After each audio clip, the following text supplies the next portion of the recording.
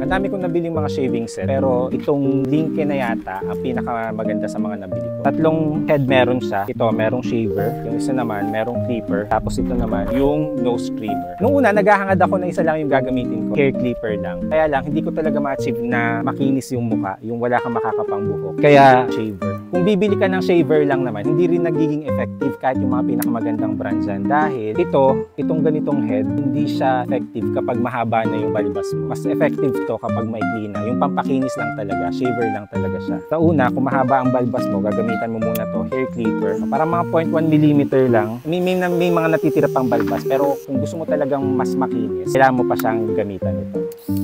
Ang gusto ko sa ganitong set, hindi siya katulad ng mga traditional na mga blade na pangahit na binibili mo. Kasi indirekta siya sa balat, mabilis mag-dry. Pwede mo naman siyang gamitan ng shaving cream, pero kung ito ang gamit mo kahit walang shaving, ma-achieve mo yung makinis na balat, tapos hindi masyado mag-dry. Kung kailangan mo ng makinis na balat, yung mukha, check out mo yan.